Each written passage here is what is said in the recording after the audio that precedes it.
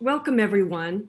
Before we begin, the Sorenson Center at CUNY Law School, now located on ancestral Lenape and Canarsie homelands, recognizes the long-standing significance of these lands for Indigenous peoples past and present.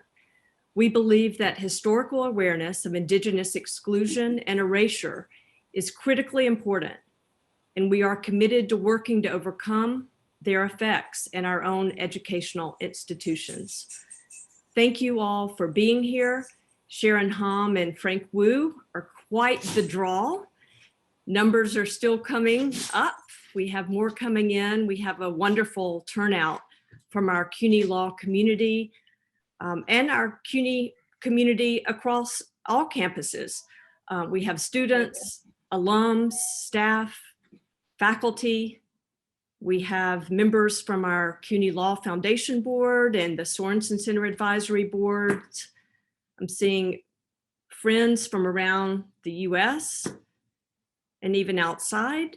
So thank you all.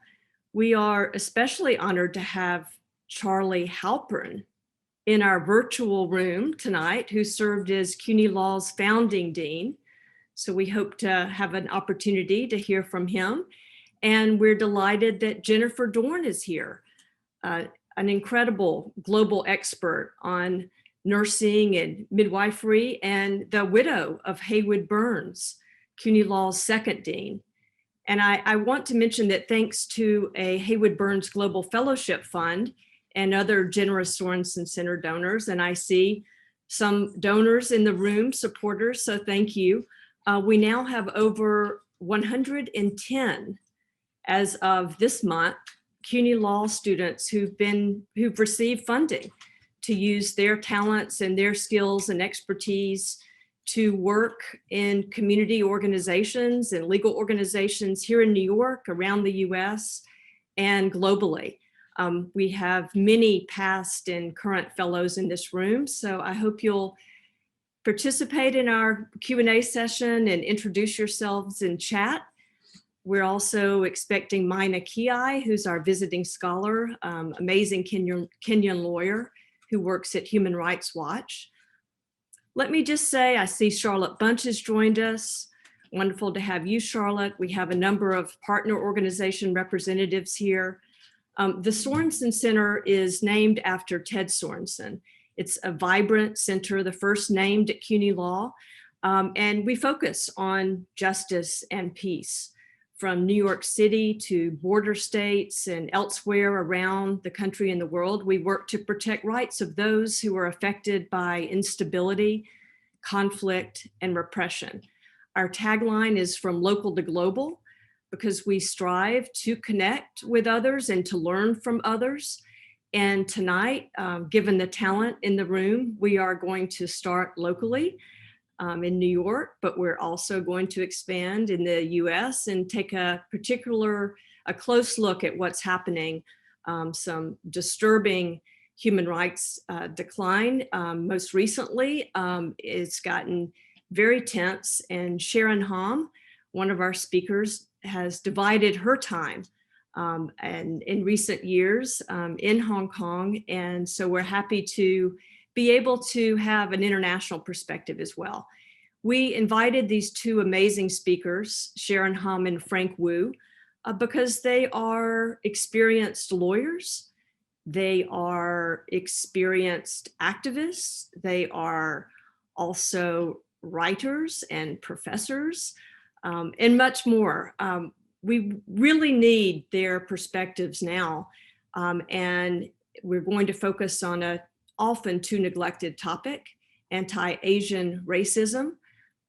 And we chose Sharon and Frank also because of their deep ties with our CUNY community. And they have worked within CUNY to identify new models, new approaches to human rights, and to identify resolutions. Let me just say briefly before we get into the conversation, I wanted to let you know that I have been reading, almost finished, this incredible book, Yellow, written by Frank H. Wu. I recommend it highly. It's Yellow, Race in America Beyond Black and White. Frank was the first Asian American, as some of you may know, to serve as a law professor at Howard University Law School. And we are so fortunate to have him. He was appointed last year and began serving in CUNY as president of Queens College. And in his words, civil society either founders on faction or is founded on coalitions. We all share a stake in the healing of the body politic. We must keep the faith. Sharon Hom is Executive Director of Human Rights in China, HRIC, and we have Sharon and some of her talented colleagues with us.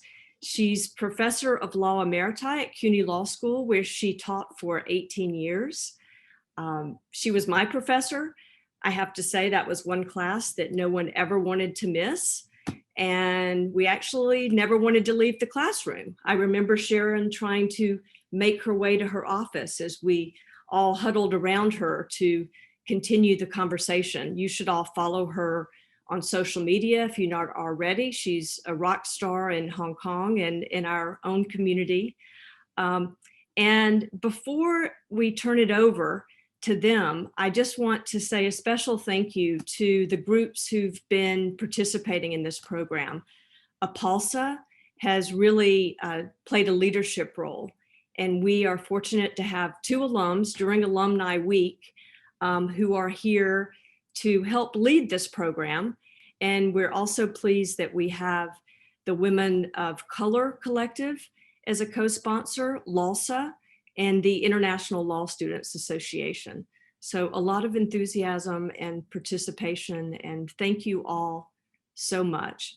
So now I'm going to turn it over to Isa Cahulis, a second-year student and a member of APALSA, to give a few brief comments before she skips off to class. Isa, thank you. Hi, so good evening, everyone. My name is Isa Cahulis. On behalf of CUNY APALSA, I would like to thank all of you for joining us tonight with the Sorenson Center, of course, for Critical Voices featuring Frank Wu and Sharon Hom. We warmly welcome our CUNY Law alum who are joining us for Alumni Week. In fact, we are lucky that the 2 alumni who have worked on this project are former CUNY APALSA presidents, Kay Wynn and Jeremy Lan, and will be guiding our discussion tonight. We will be addressing anti-Asian racism in New York City and beyond, and have insight into the decline of human rights in Hong Kong and China.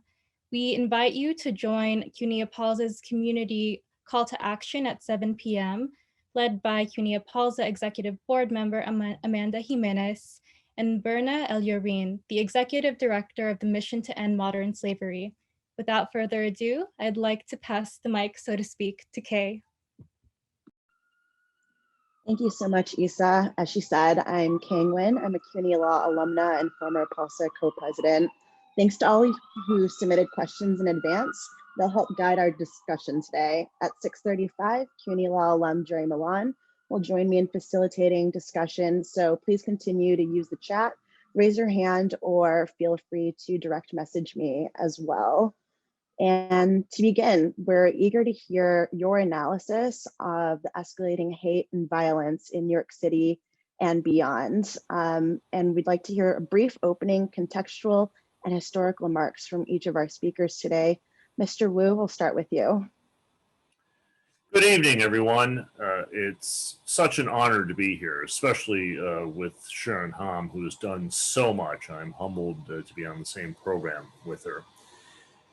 We've all by now seen the headlines, watched the videos, the Atlanta attacks with 6 of the 8 victims being Asian American women was shocking. It's a turning point in the history of America, not just for Asian Americans, but for all of us.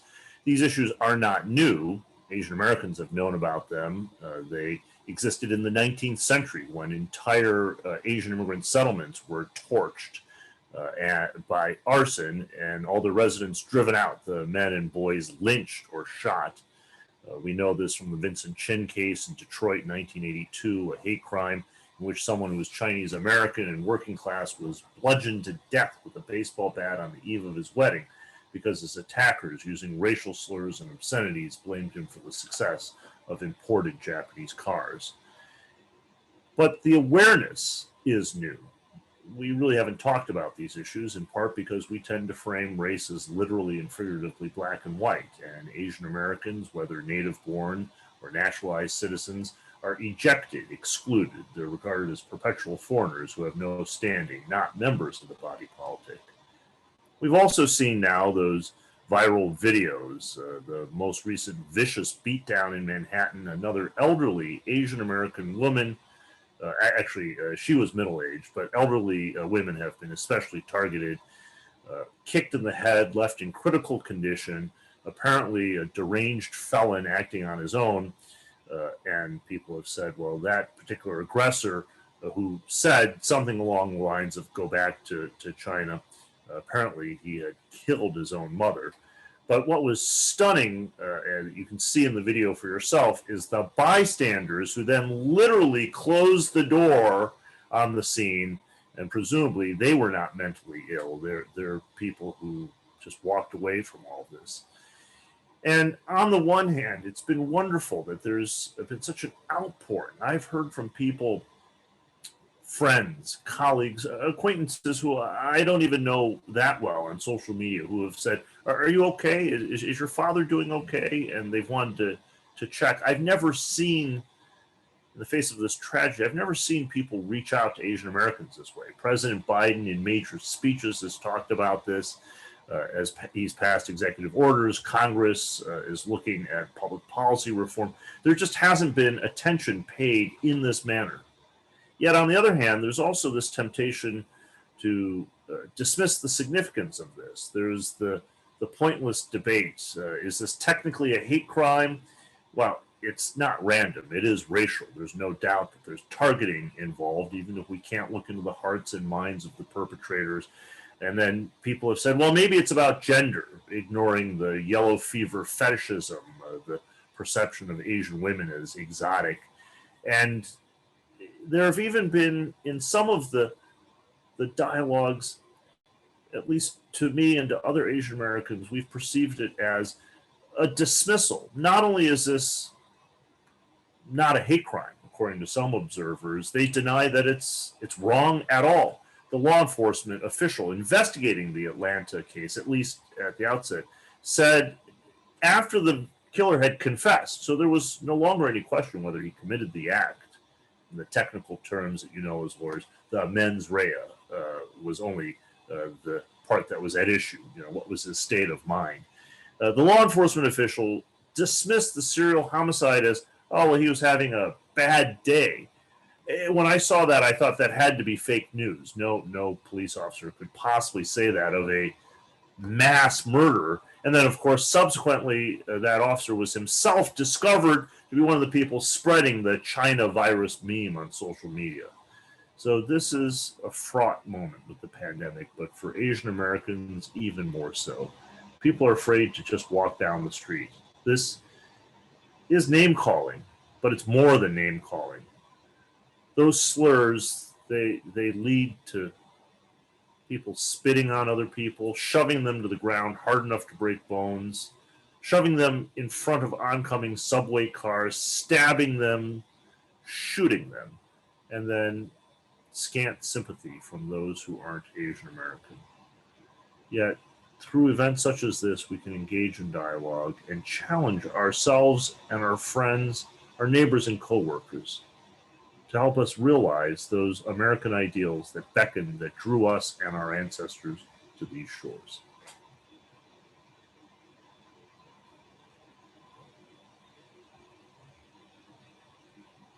And Professor Hom? Thank you so much. And I think we're speaking at a moment in a very difficult, complex conversation to a community that's in great pain and facing this kind of expanding fear. And I have to say, it's such a pleasure and a joy to see the members of the CUNY community. And I didn't realize how much I missed you all. and to see my first dean that I served under, Charlie, and to see Jennifer, it's just wonderful. So to see the community and the legacy and how long the community goes back, and it's just wonderful to see everyone here. And despite COVID, to have this alumni weekend, I think is wonderful to see everyone join. So thank you so much to the organizers and for bringing us together and for building in and including some space to link some of the work that I'm and my organization is doing that is very much linked. And let me say a couple of things just by way of sort of contextualizing how I come into the conversation. And first, this critical voices from local to global. I had mentioned to Camille that I never understood that or in my work conceptualize that as a from. In other words, it was never linear. It didn't go from this to another level. It's not even a continuum. And that it's more in the work that I was doing when I was more active in the Asian American community, and now in particular, with China human rights work and Hong Kong work, it's all really inextricably interlinked. And part of what I hope the conversation that I can bring to the conversation is how to pull some of that apart for the purpose of putting it back together to strengthen the strategies. So I think we need to first pull it apart and then to think about that. From the global perspective, I think it's quite clear and obvious that all of the global challenges and existential threats that face us don't stop at the border. No matter what anyone says, no walls or anything is going to stop the environmental, the climate change, COVID, the anti-democratic authoritarian voices, the Chinese united front all over the world, and also the impact of new technologies on our privacy and surveillance and our rights and our ability to function. So I think those are the global. Human rights in China, just say a quick word, our work focuses very much on empowering the local civil society, and to use a somewhat jargony word, change agents. That means everyone. So the change agents is each of us and anyone that cares and tries to address the social challenges that face yourself, like as a defender, your community, our communities, and we specifically focus on supporting defenders and activists on the mainland and in Hong Kong, including lawyers, when lawyers, as they all have been targeted, like the 300 lawyers that were targeted and then lost licenses and were imprisoned, legal advocates who continue to work, LGBTQ, very active, very creative activists, lots of grassroots groups. So we try to work on how do we work in partnership with supporting them. The second aspect of our work, I'll just throw out, is that we work very closely with other NGOs and groups in the human rights community. And that's to support the advocacy and to counter genocide, ongoing genocide in Xinjiang or East Turkestan, because the US has now recognized what is going on there as genocide. And the cultural and religious repression of Tibetans, including the Chinese Communist Party trying to control reincarnation. They're trying to control so that His Holiness, the Dalai Lama, cannot choose the next Dalai Lama and recognize. They think they now can enter the spiritual realm and control that as well.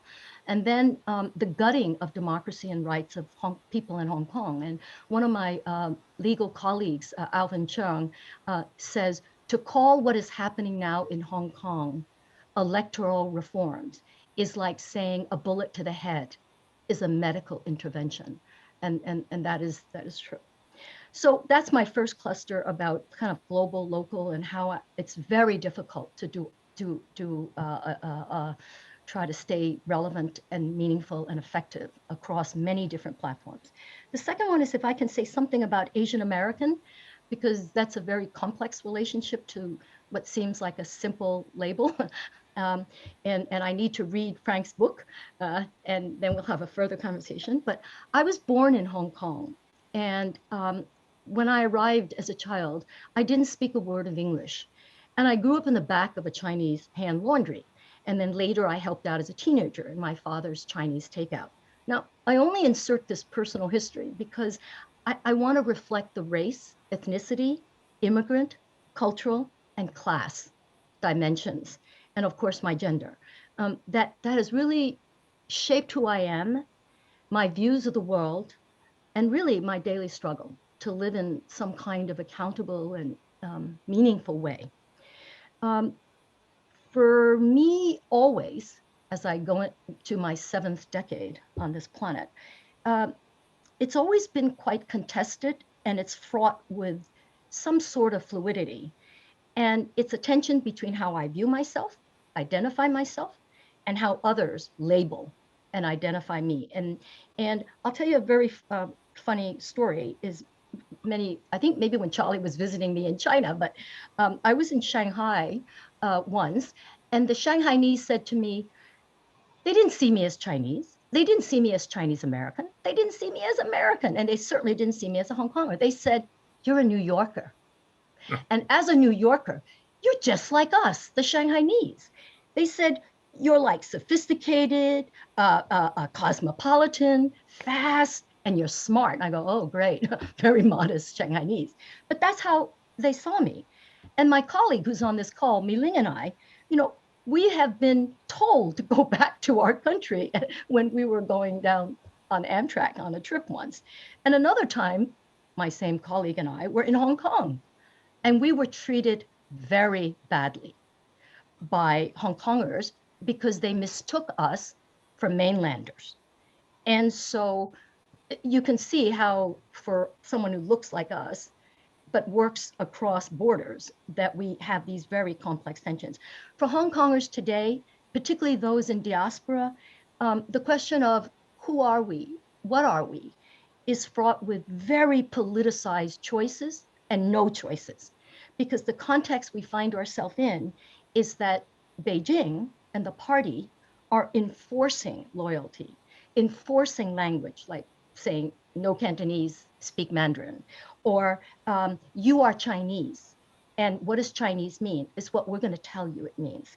So I want to unpackage that, because part of being empowered and empowering our multiple communities is to surface that and to recognize that.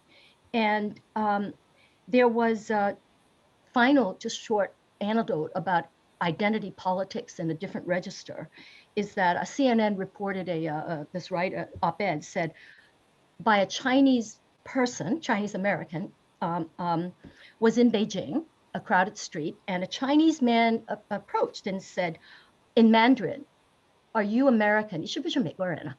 And so she said, was innocent enough, and I was speaking English, so I said, "Yeah, I'm American."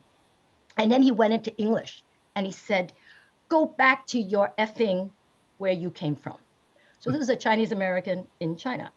And so I offer that not as just disconnected anecdotes, but how it really is more complicated than simply, adopting a label. And because Camille started with recognizing the ground upon which we speak, that there was a very interesting op-ed this week by a member of the First Peoples and Indigenous peoples in Canada. But the title of his op-ed was "How Identity Politics Prolongs Racism." And I thought that was really instructive, because his main point was, we don't want a place at the table. We don't want access. We want to be empowered to shape our own communities. But my last point is, I still think, and Frank will, like those of us from that generation of Asian American activists in jurisprudence, I still think that strategic essentialism, that is, that we say we're all Asian American, is still useful for mobilization, for building constituencies, and for power and influence, like building voting blocks, lobbying, solidarity. But I still think, for me to think about building this solidarity, the challenge is, how do we recognize, how do we learn, how do we understand, how do we empower our diversity so that the languages and the cultures and the struggles are not erased under a monolithic category of otherness that is really reflected in the dominant domestic US discourse. and frankly, a longer conversation, this kind of totalizing, monolithic erasure of individual uniqueness and specialness and difference is absolutely a discursive strategy of the party. And we certainly don't want to adopt discursive strategies of the party. So, and there. And certainly you've answered some of these questions partially already, Professor Hom. So I'll turn it to you, Mr. Wu. In speaking about identity, how have you applied your cultural and community knowledge as an Asian American to inform your work? So, by the way, feel free to call me Frank. Don't feel you have to, though. It's interesting. I'll put in the chat a little blog I wrote about this because I know there's so many different cultural issues. As far as I'm concerned, my parents don't have first names. You know, I'm just shocked when friends of mine, when their kids call them by first name. I think, wow, I'm not allowed to do that. You know, I'm 54 now. You know, it's just, it's not something I would ever do.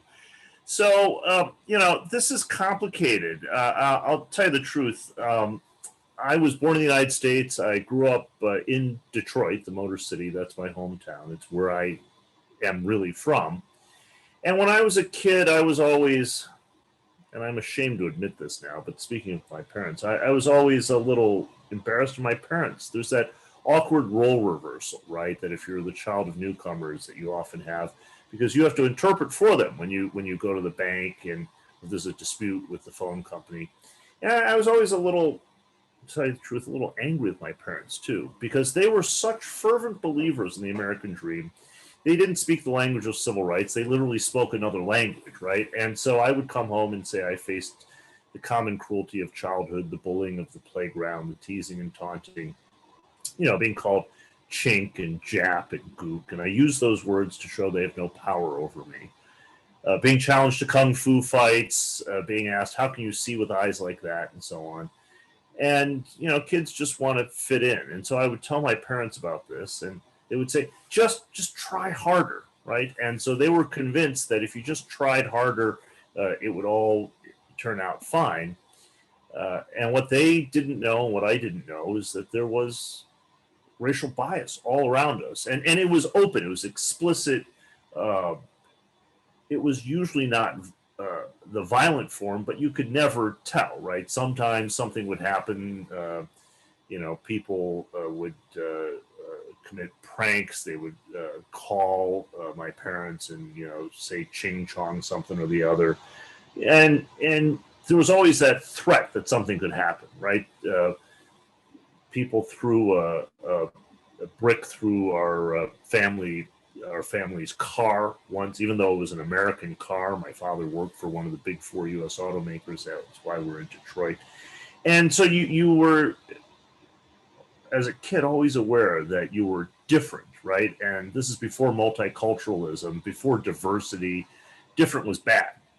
And so I thought that my parents were just blaming me for all of this. Little did I know that they were blaming themselves. What I mean by that is, you know, when I was a kid, I wanted to put on a coat and tie and drive and go off to work and shave, because I thought my parents never faced any of this, but they did. They faced the sophisticated adult version, you know, if they wanted to take out a mortgage, or at the workplace where they hit the glass ceiling. But they always blamed themselves. You see, my parents figured it was because of their accents, because of the funny food they ate, because when we watched television, sitcoms, they didn't always laugh at the right time.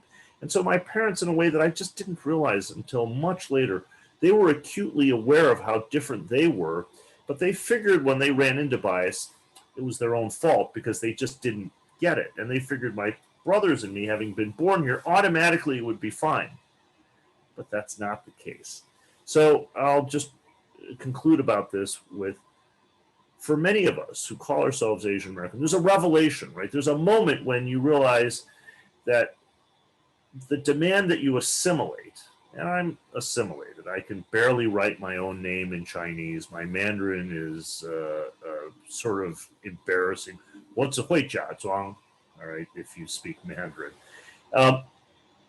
So there's a moment when you realize that no matter how hard you try, you're just trying too hard. But what happened for me is the murder of Vincent Chen. When it all came together and I realized, wow, I didn't know Chen, but he could have been my brother. He could have been me. He was about a decade older than me. And I know that time and that place. And I know those slurs. I know everything that leads up to that. When you're a kid and the teachers are supervising the playground and they don't care about any of this, it's just a joke. It's trivial for someone who isn't the butt of the joke every time.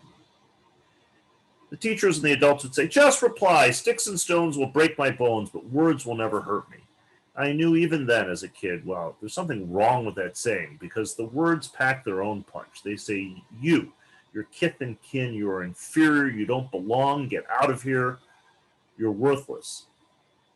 But more than that, the words lead to the sticks and stones. Not every time, but often enough. And that's what we've seen now. It's all come out with COVID-19 because this is how scapegoating works. There's a real problem. The pandemic is real. It kills people. It's bad. It probably came from China, all right? This isn't the place to debate exactly whether it was from a wet market or whatever. But here's the thing. It didn't come from Sharon. It didn't come from Frank. It didn't come from the 20 million people of Asian descent, some of whom aren't of Chinese background at all, but we all look the same, right? And what scapegoating is you take a real problem and you look at someone and you say, this is your fault, even though they've got nothing to do with that real problem. And now, at last, it took so much violence, people dying. The guy was cut with the box cutter, his face permanently scarred, who said nobody came, nobody cared.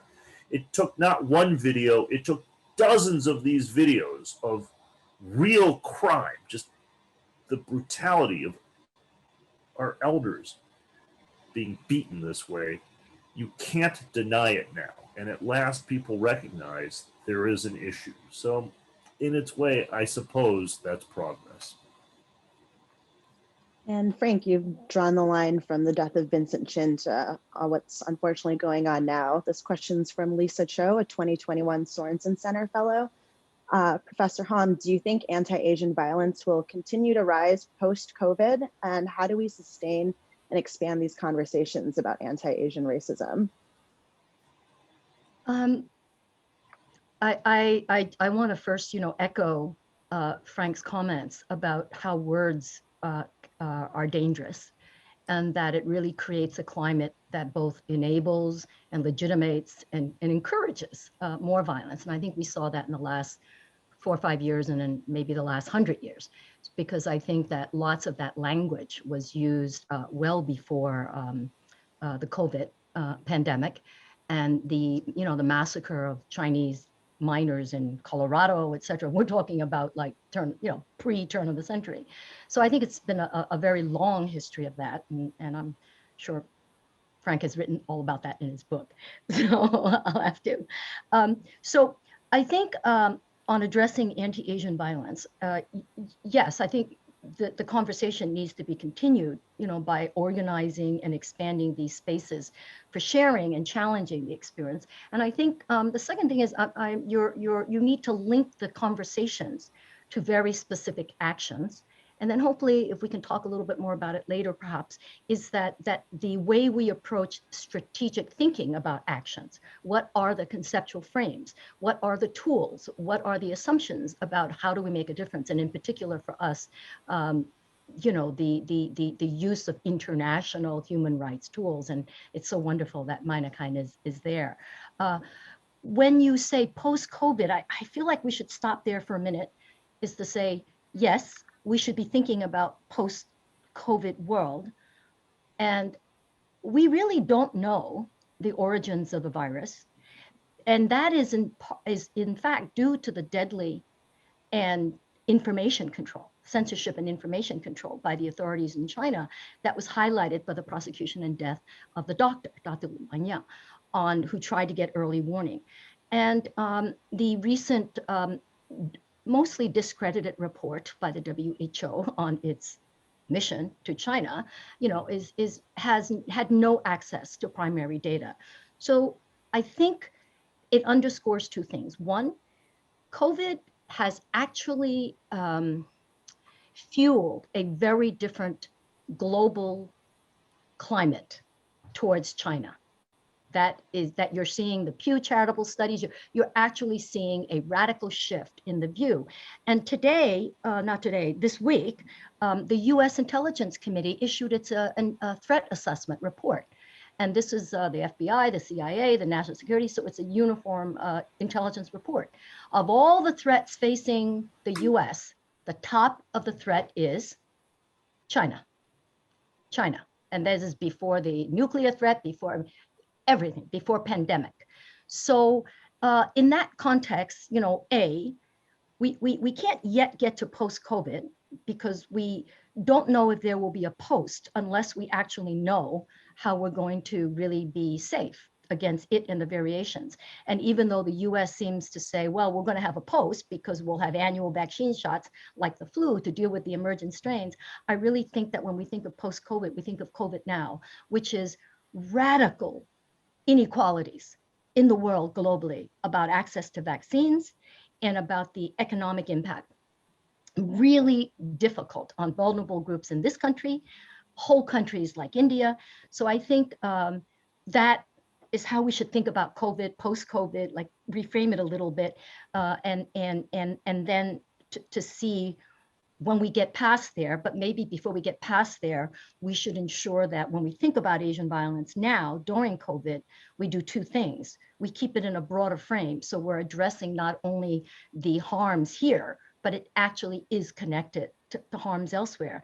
And then I think because a lot of the conversations that I'm hearing and reading and seeing about the anti-Asian violence really hook onto this one point, that the racism fueled by calling it China virus, Kung flu, blah, blah, blah, has fueled the racism. And then the second comment I've heard over and over is that we need to pull apart China and the people. And sometimes they say the government. I think we need to go much further than that.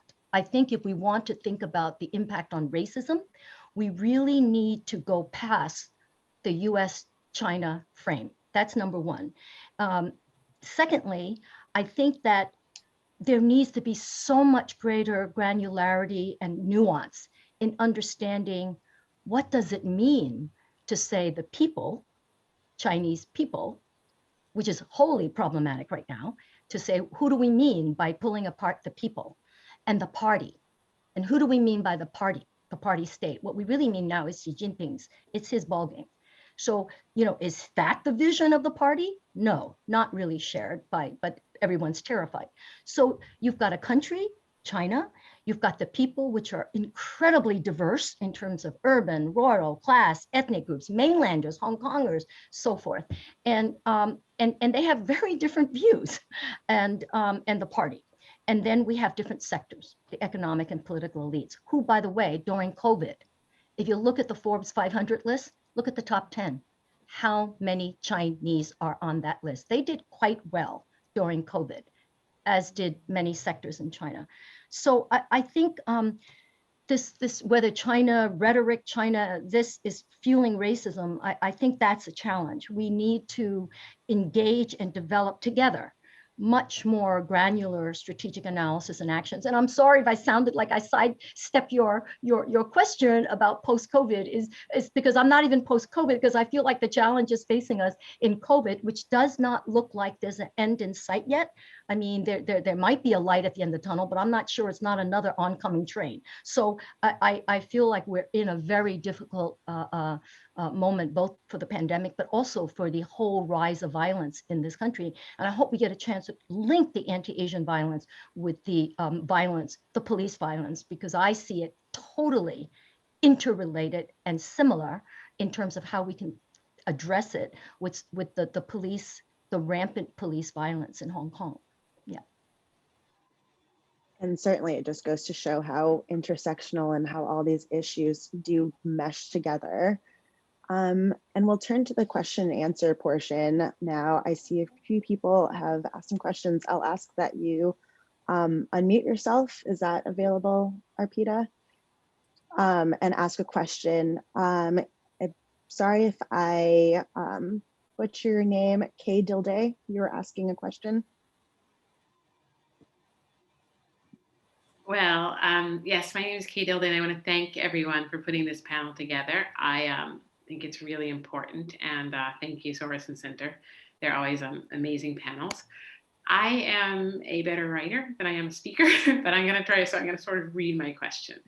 So I wrote, well, now you can see me. I'm a Black person. I often find myself fighting against the aggressive insistence on excluding people of Asian origin from discussions of racism, from institutional measures to address racism and equity in education, and even the creation of a term BIPOC to set off Black and Indigenous people from others of color.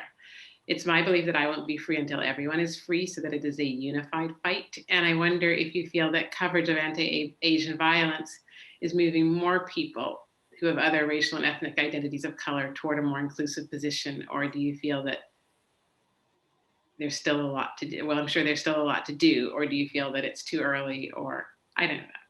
Anyway, that's my question, which I didn't ask very well. It's a great question. You asked it very well. So, Sharon, do you want to go first? I think you should, because you're the scholar here. No. I'm just in the trenches. And I really want to say what Sharon said is just so powerful, and the work that she is doing, I just admire so much. So thank you, Sharon. I'll give you three answers. And someone else asked, what's a productive way of doing this? Here's answer number one: coalition building. You know, I'm an advocate not for Asian American civil rights. I'm an advocate for civil rights, and Asian Americans just want to be able to walk down the street, right? That's something that we should all be able to do. And as Asian Americans advocate, I always try to point out, well, you know, African Americans face risks walking down the street. They face risks if they're bird watching. Someone might call them and say, you know, there's someone attacking them, even though that's not the case. They face risks if they're jogging, and that might be shot. They face risks if they've possibly committed a minor traffic offense and they're shot, even if they're unarmed and have put their hands up. So getting people to see that the story that you have, the concerns that you have, other people have that same story. I always think it shouldn't be difficult, but it turns out it is. It's a different face, but if we extend these circles of empathy, we will realize our ideals. So that's the first answer. It's all about coalition building. That's the most effective tactic. The second answer is to understand that these are all related, but they're also different. So when I walk down the street, even now, people do drive by, roll down their windows and shout, "Go back to where you came from." Kids challenge me to a kung fu match, even now in New York in 2021. Even if I'm wearing a coat and tie, they're pretty sure I got that black belt on underneath, right? But no one has ever shied away from me because they thought I was a purse snatcher or a mugger. I don't get followed around by security at department stores if I've ducked in to use the restroom, or if I'm just window shopping. That literally never happens to me. When I taught at Howard University, I was the first Asian American law professor there at a historically Black institution. I learned, and I saw for myself, that Black people, men and women, not every day, but more than often enough, face an even more invidious type of stereotyping. We don't want to compare suffering. I understand. No one is a winner in that contest. But I remind myself that, relatively speaking, I still enjoy privilege, that I did nothing to deserve, and that I myself also have prejudice. So it's just recognizing that these issues have common causes, but there's a reason that Black Lives Matter is such a compelling movement. So the third answer that I'll give is one that's directed specifically at Asian Americans. And I want to be very careful with this.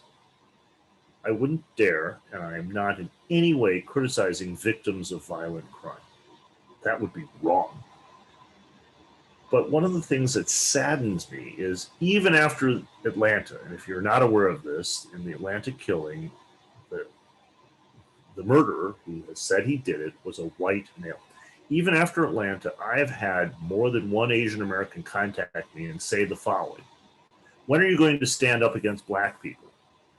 And I'm just stunned, because part of my answer is, well, I don't think I'm going to do that, and that is not useful, because what you're doing is also stereotyping in a fear of Black criminality that even if you're an immigrant, you've picked up from Western television and from all that you take in, and ratcheting up the law enforcement response on behalf of Asian Americans might have unanticipated consequences that should give us pause. So that takes me back to the first point. It's got to be coalition building, asking how do we work together on this in a constructive way? Every time something like this happens, individually and institutionally, we have a choice. We can make it better or we can make it worse. And if you ask me, ratcheting up the tensions, especially pre-existing tensions between Asian immigrants and their American-born children and other people of color, ratcheting the tension up, that is not going to be helpful. That's going to be harmful. Reaching out in solidarity and trying to achieve meaningful change toward principles we profess already, and just nudging us and pushing us, sometimes those who might be unwilling, toward the justice that we yearn for. That's what it takes. And bridge building, that's the technique that worked for Dr. King, and that has worked historically. So that's my answer.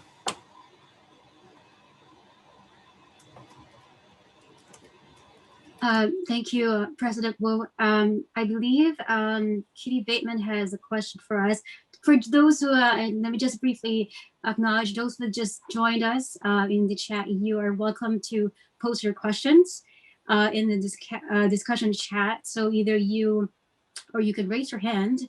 I also see a lot of links being sent to us by President Wu. So thank you so much again. Welcome to those who just joined us. We want to ask you to make this is a safe space for all of us. So I wish that you would give any questions, send your question in, raise your hand. But I want to turn over to the question by Kitty Bateman. Again, for Frank Wu, as a college president, now how do you envision using your role to institute change? It's so important that, and I know this is being recorded, this is public, so I'm going to go ahead and say this. I have to keep it real. And the things that I said 25 years ago, as a scholar, as an author, as an activist, that's what led me here. You know, I'm here because I believe in diversity and access to higher education and the power of the CUNY system.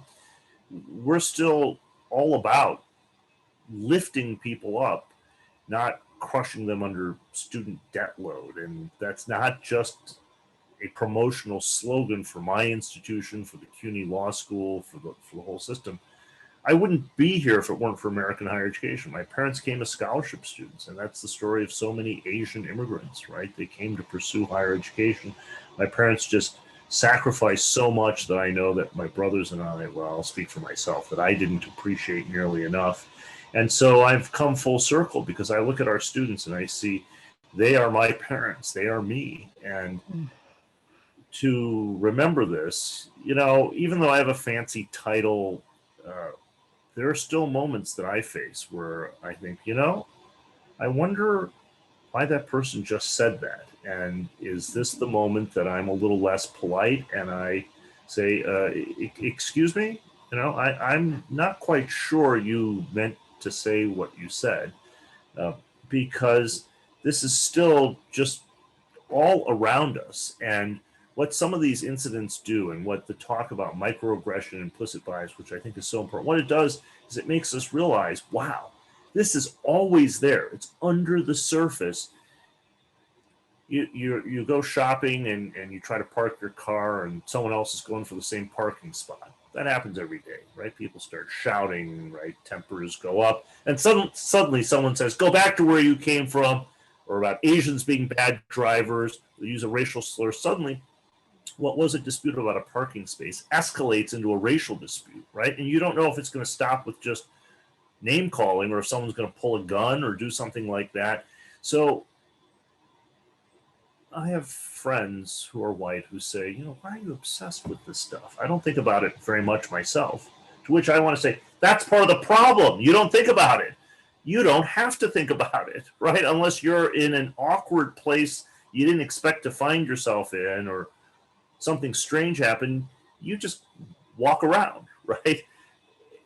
But for some of us, when you walk around, especially now with COVID, it's fraught, right? Because you read about the jazz musician, you know, beaten to an inch of his life on the subway a few months ago by kids who use those racial slurs. And what's he want to do? He just wants to take the subway to go home, right? So this takes all of us coming together.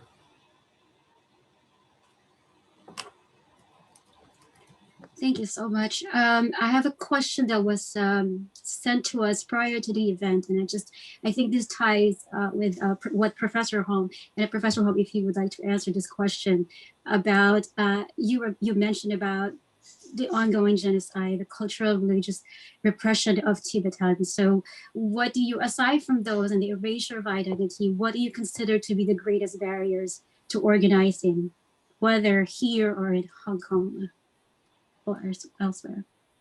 Can I thank you? That is a really good question, because that's what we struggle with all the time. So, but can I add a little bit to Kay Dilday's question? Because I think when she raised it, it really, and then Frank's wonderful answer really provoked some other thoughts. And if it's okay, I'd like to jump in on that. By all means, Professor, please. And yeah, so I think it's totally on the point that we need to build coalitions. But what kind of coalitions? And I really think we need to emphasize building these kind of solidarity and social justice coalitions. That's across race, class, gender, and beyond, possibly citizenship.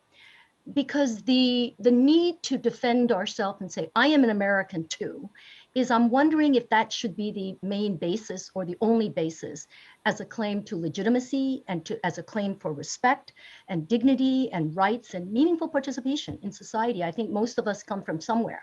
I think almost all of us come from somewhere else. And when we think of today, the 20,000 plus children that are trying to, unaccompanied children fleeing, you know, at the border and violence, I think it's really important that we think of that kind of movement, though it is really challenging. But my comment for Kay Dilday is that here's the good news, and I've been thinking a lot about this, and I was first depressed and then I felt better after, is that I actually, Professor Eric Yamamoto, who was actually one of the holders of the Bernstein Special Chair at CUNY, and I wrote an article in 2000. And recently when I read it, I was appalled that I thought the introduction was written yesterday. But no, indeed, we had written it like 20 years ago. But the main part that I want to share is go to it, and it's the last 15 pages. It's quite long, you know, as these articles are. And it was about, I think the last section was by me, called How I Got Lost in the 50s en route to the 20th century. And I kind of think we're still can learn something. And here's what I think. It was my absolute project to focus on the founding of the Civil Rights Congress that was founded in 46 until the 50s. That means right towards the McCarthy era. And I was really excavating that history. So it was a merger of the National Legal Congress, the International Legal Defense, which was working on mass mobilization strategies, and the National Federation for Constitutional Liberties. Why is it important? Because when they had their first meeting, the delegates, these were the issues they raised: poll tax, peonage, in other words, slavery, Jim Crow, police terror, Japanese American indemnification, and Puerto Rican independence. We're talking 1946. And the strategies they built, I really, really have been urging we need to look at what they did, because it was interracial, it was bilingual, they did publications, they had a clear commitment to promote women in the leadership. They linked the mass civil rights strategies, boycotts, petitions, demonstrations, with grassroots organizing and very, very sophisticated legal strategies and cultural strategies like picnics, songs, plays, concerts, rallies, and parties. And I see a lot of that in the Hong Kong 2019 movement, that linking of all of that. And that's why it was so inspiring. But for the lawyers and the law students, if you haven't read it, I think it should be required reading, is that the Civil Rights Congress did the first, most radical framing of a justice claim for Black people in the US. And they were the first to invoke the Genocide Convention against the US government and against transnational corporations like Dow Chemical. They call them economic genocide. And they said it was genocide what was happening in the US.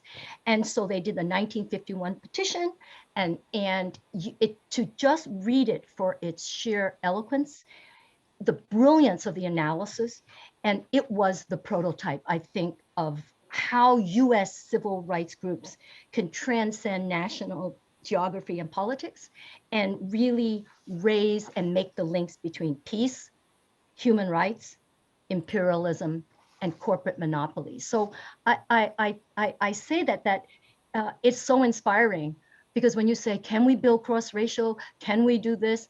Here's the good news. It's been done, and it's possible, and it's very powerful. And that's another story of why they were then targeted by the government, the US government, to take them down, and which they did.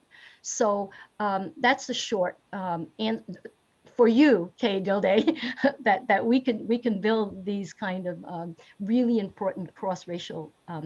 So the question to me was it obstacles? Was it about obstacles? Obstacles to organizing? Is that what I was asked? Yes, Professor. Okay. Obstacles to organizing. So there are many obstacles, but maybe because of shortness on time, is when I describe these important issues, and then when I just suggested how we can build these cross-racial, the first big obstacle is limited time, energy, and resources. And I kind of feel like our emotional and spirit resources are like renewable energy. The fact remains that we all get exhausted and we're beaten down every day, by all of the challenges and facing us individually, the kinds of microaggressions that turn into real aggressions that Frank described. I mean, this is everyday stuff. And then also on the communities. And then when we open up the aperture and say, oh my gosh, is the world going to survive? So I'm just restating the challenges. And I have no prescriptive blueprint, but I do think, echoing what I've been sharing, is I do think it is very important to meet those barriers, echoing Frank on coalition. We have to link the strategic analysis of one community to other struggles. We have to emphasize the intersectionality, and we need to look at the global connections. And I think for my work, looking at like my heroes, like Paul Robeson, William Patterson, they were heroes. They were the first to go into lawyering and law firms. And, they are reminders, of how we need to link to the other communities. And I think their resources and their inspiration. I love the story about Paul Robeson, first day out at Princeton, and he went out for football, and he had his hands cleated, like cleated. And Robeson tells a story, I had two choices, never play ball or become All-American, which he did.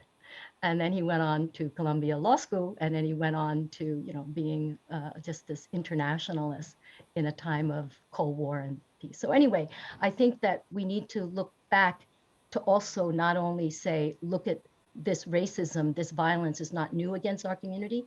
I think we also look back to say, we had other moments when there was hope. There were other moments when we had very creative, empowering, empathetic, and not pathetic, empathetic, strategies. And I think that also gives us resources when we're trapped in a moment that seems so disempowering and so overwhelming, that it's possible because it's been done. And that, I think, helps us to go forward as well. Thank you, Professor. I just want to say, wow, this discussion has been very powerful. And before we move on, I think in the interest of time, we're going to call one of the attendees to ask a question. However, I just want to acknowledge that this has been an emotional work for a lot of us here. And so I really wish to thank again our distinguished panelists and guests, organizers and participants for coming together to discuss this very important issue, even while we are hurting. So I also want to remind everyone that after this Q&A, we will have a reception and a call to action to be led by APALSA's current leadership to continue this dialogue at around probably about 5-10 minutes. And so we can discuss how we can advance this discussion and move forward. So I would like to call on, I believe Eden has a question for us. Eden, would you like to ask your question, please?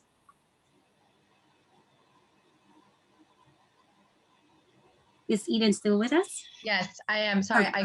I couldn't unmute myself until, so it worked out. So actually, my first question was exactly what someone had asked, is how can we kind of support the Tibetan, Uyghur, Kazakh, Hong Kong community when it feels like China is such a superpower? So that has been answered. But Frank, you brought up so much for me while you were talking about coalition building and all the anti-Asian hate crimes that are going on. And I just kind of thought, how can we show solidarity and justice for the people who are the victims of these crimes outside of the prosecutorial state?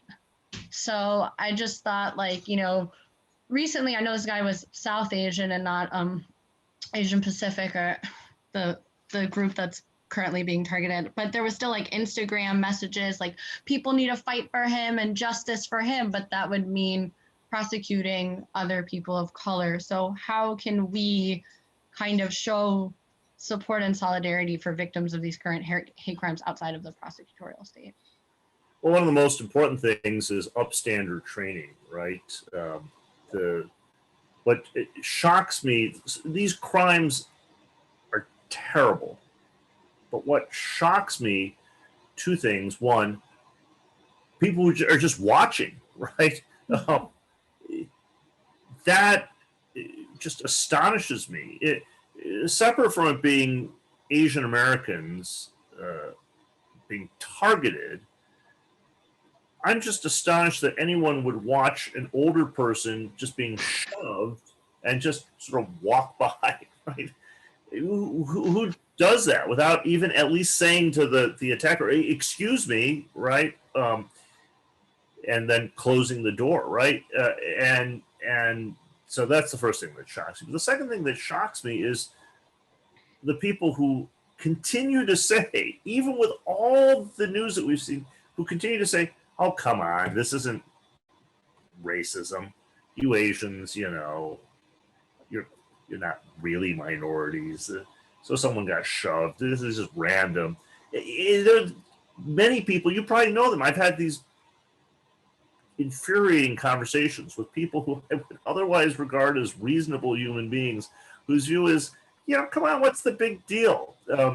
Even after murders, their view is it's still, well, that how do we know that's a hate crime? All right. I totally understand that as a lawyer, as a law professor, there are rules about evidence, there's due process, which everyone is entitled to. We need to go through that. Even if the killer in Atlanta or in the other cases is not racist, the effects are racial. They're targeted, they disproportionately fall on one community, and they're traumatizing, and they send a message. And in many of these cases, the person who's committing the crime is simultaneously saying something about go back to where you came from, or this virus is your fault. That's racially specific. They don't say that to white people. They don't say it to anyone who isn't vaguely East Asian in ancestry. And it's almost always, in every one of these cases, factually incorrect in the sense that the person they're attacking has nothing to do with COVID. And for that matter, Asian Americans are wildly disproportionately overrepresented among heroic healthcare workers risking their lives on the front line of helping people who have been stricken. So it's not just the crime. Mostly we need to deal with that, but it's also dealing with people who just watch it or people who afterward want to make light of it as if it's no big deal. And we can all do that.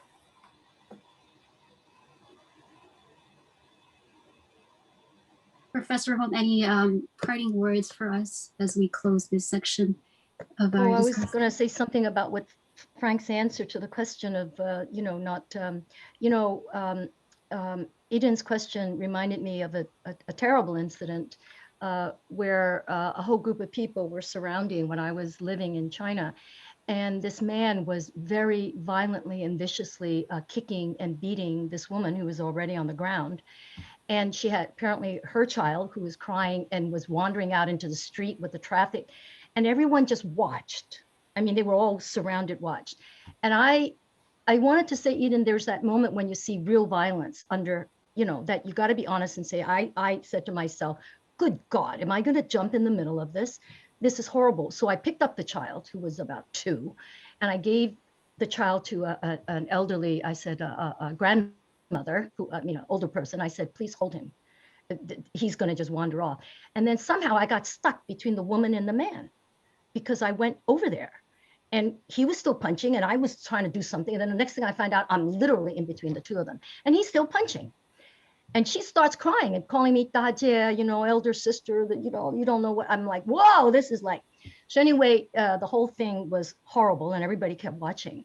I think, Frank, it's like this thing about social, like when do we stand up, And I think we need to all just like, I'm not suggesting we all jump in the middle, but so Eden, I didn't realize that he had punched me so badly until later that evening when I took a shower and I had black and blue bruises.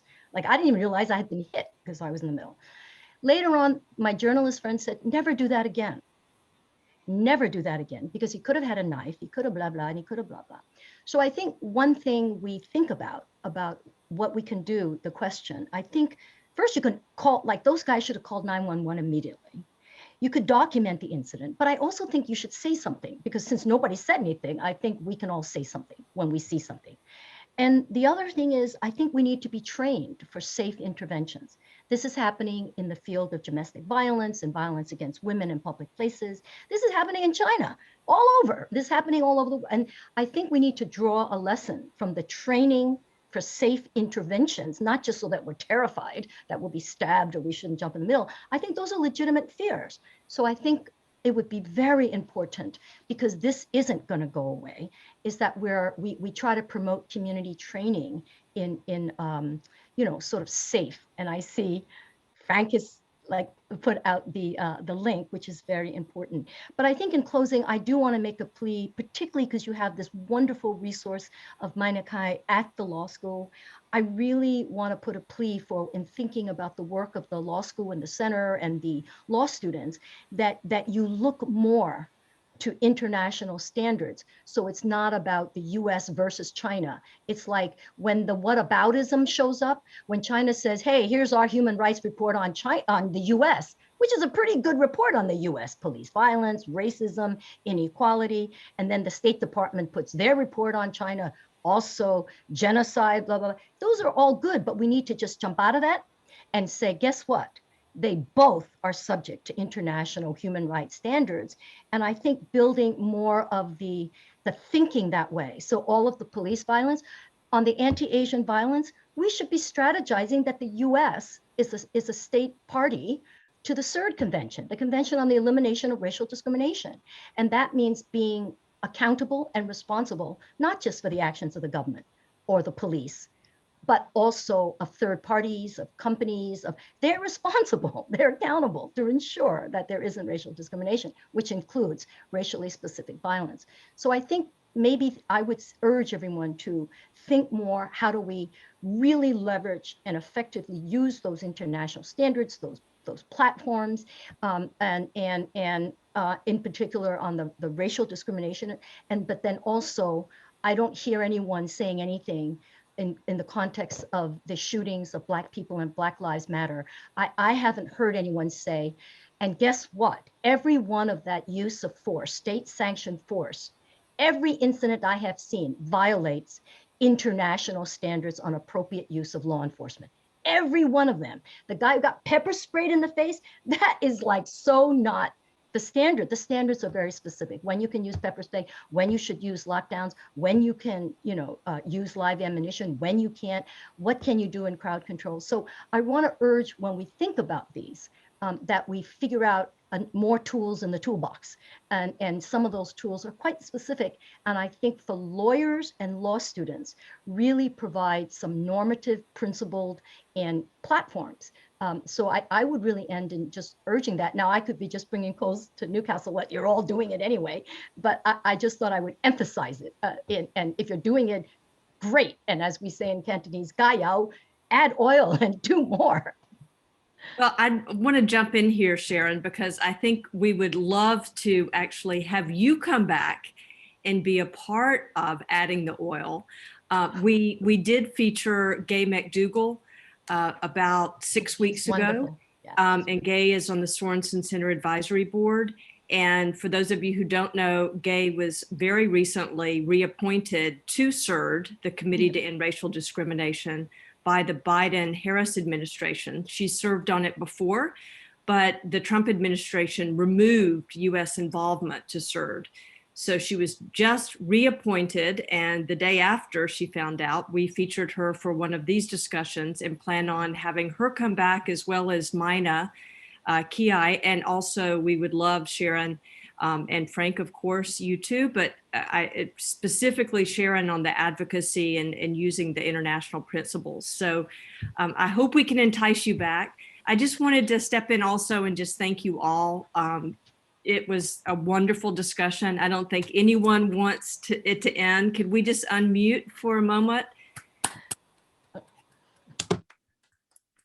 Amazing. Thank you, everybody. Thank you, Camille. Thank you.